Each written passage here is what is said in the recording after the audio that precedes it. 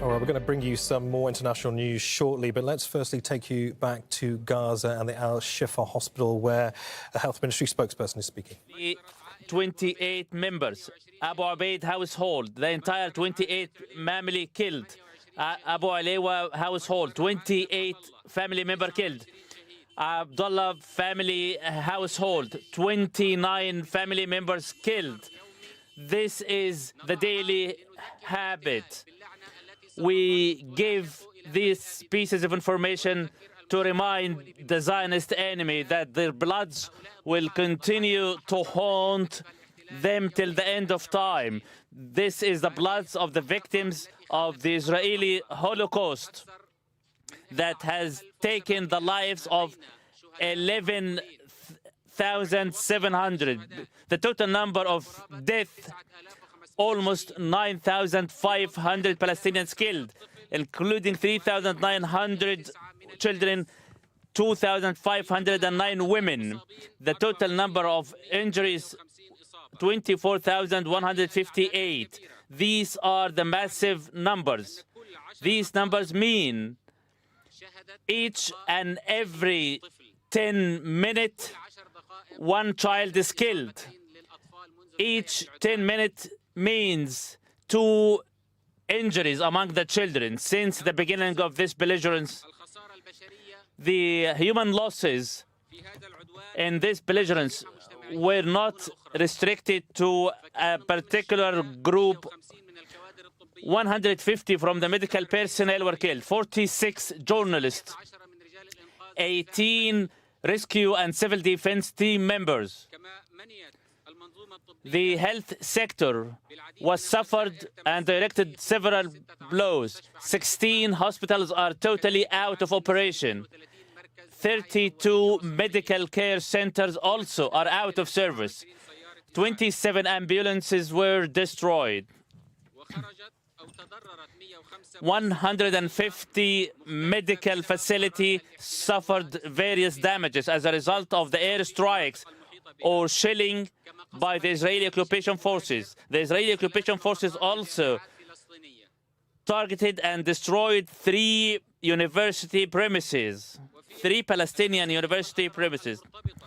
According to the latest reports, the Israeli occupation forces in the more than 8,500 residential buildings flattened to the ground.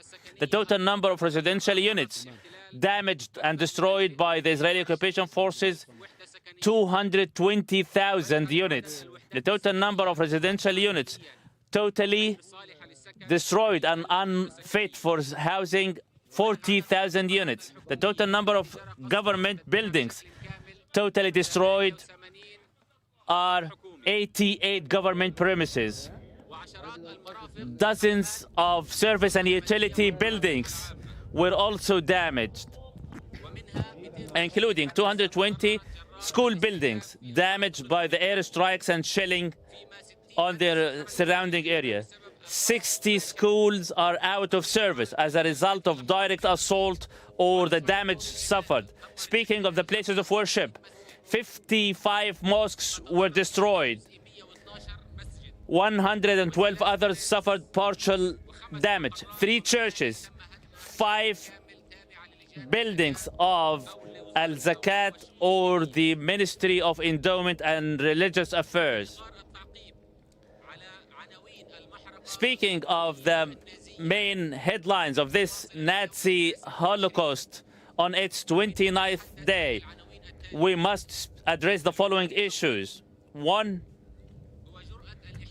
the hubris and arrogance of the Israeli enemy as they turned a blind eye to the humanitarian law and the international laws over the past 20 hours, particularly starting with the shelling of Al-Shifa hospital compound, followed by Al-Quds, and also the Indonesian hospital. Today, Al-Nasr hospital also was bombarded.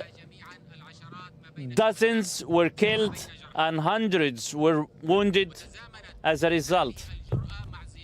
The same coincides with the visit paid by the U.S. Secretary of State. This is a living proof that the Israeli occupation forces were given the green light to raise the total losses among the lives. Today, this morning, for the second time, Al-Fakhura UN school building was shelled. This is reminiscent of the first massacre of 2008, when the same school was shelled by white phosphorus. As a result, hundreds were killed in 2008. Today, the same pogrom is repeated by the Israeli enemy. One of the main headlines over the past 24 hours is the Israelis' endeavor to put away all forms of life in the north part of Gaza. They intensified its airstrikes on Al-Shifa hospital, destroying the solar panels, also targeting other private businesses, bakeries, and all forms of life. This is a living proof that they are intentionally targeting all sources of life that will enable civilians to survive, whether by the supply of water, power, and electric energy, or even bakeries. Primarily, the solar panels providing power to a number of bakeries were destroyed. Other panels providing power to public institutions like Al-Amal Orphanage. It is also a shelter to displaced persons. Other generators feeding some media outlets were also destroyed. This is a living proof that the Israeli occupation forces is adamant to destroy all forms of survival and to cause maximum damage. This comes amid constant warnings by the Israeli occupation forces to strike hospitals directly. These are utter threats repeatedly given by the Israeli occupation forces. They want to choke medical facilities and hospitals by the denial of delivery of medical supplies. The Indonesian hospital lost the main generators. Also, Adwan Hospital is without generators, and now here in Al-Shifa Hospital, the main generator is out of operation, and the hospital is surviving on secondary generators. This is meant to provide the basic services to patients and victims. This means this hospital is on the verge of collapse. It has energy remaining for a few hours to come. This leads us to another issue, which is the misinformation and the false allegation by the Israeli occupation forces, falsely claiming that the fuel delivered to Gaza, the fuel has been delivered to UN premises. It is a lie. Nothing has been delivered. Hospitals have not been supplied with a single drop of fuel. How can fuel be delivered if all the roads leading up to the north were cut off? The Israelis continued to radio messages and fly down leaflets calling on the Gazans to head south, giving some windows between 1 and 4, alleging that Salahuddin Road will be safe. Not a single person managed to go through this alleged safe passage, simply for the reason that the Israeli occupation forces cut off the road, whereby it is impossible to run through this road. This means all the allegations raised by the Israeli occupation forces are utterly false. One citizen headed on Salahuddin Road, they found it already cut off by the debris and dust hills purposefully placed by the Israeli bulldozers. They came back home and realized that the Israeli occupation forces is giving nothing but false allegations. Within this context, they continue to propagate lies. They spoke about opening the Rafah crossing to allow the exit of critically wounded victims for the second successive day. Not a single victim managed to leave from Rafah. None, any of them here in the north and the middle of the Gaza Strip were able to reach Rafah. This is simply because all the roads leading south are cut off by the Israeli occupation forces.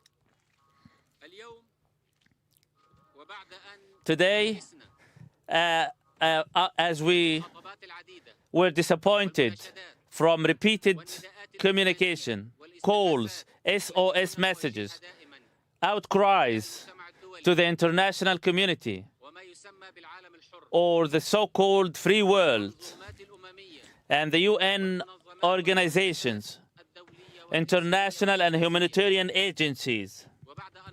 And after we realized that they have washed their hands of providing any assistance and that they remain silently watching the pogroms perpetrated by Israel against our civilian people. Today, we address the grassroots popular base, the free, honest men in the Arab and Muslim world and worldwide who took to the streets and squares, not only across the Arab and Muslim countries, even in the European, American, and elsewhere.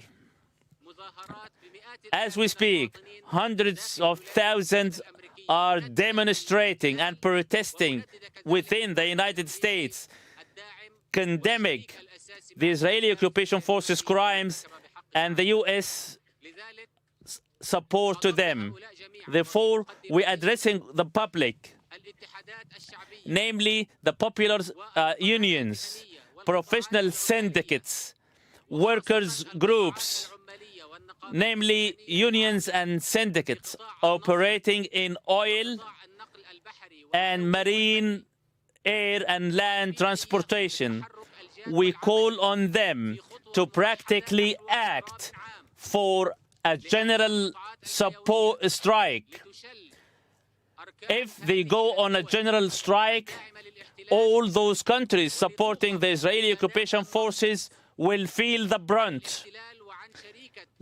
Let the oil supplies to the Israeli occupation forces and their accomplices be cut off. Let these demonstrations chant the slogans: no fuel to the Israeli occupation forces or its aides until the crimes perpetrated in Gaza come to a stop. Oil and energy supplies are a good weapon in the hands of the public. If you believe that your regimes, your ruling regimes, prevent you from supporting our people, today you have a bigger weapon: public strikes. I call on all the supporting public, free men worldwide, to go on a general strike and to have the fuel supplies to the Israeli occupation forces and its partners stopped. This is not the first time, as in the past, in the modern history.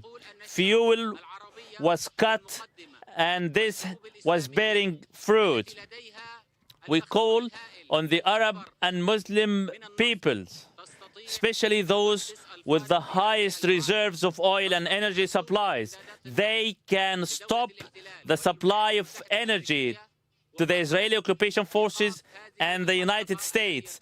In this way, with the general strikes and cutting the fuel supply, you can pressure the Israeli occupation forces to cease this Holocaust. May God accept in His mercy the fallen martyrs, those who have fallen from 1948 till this day. Shame on the occupation and all those supporting, abating, and assisting them in this Holocaust against our civilian, unarmed people.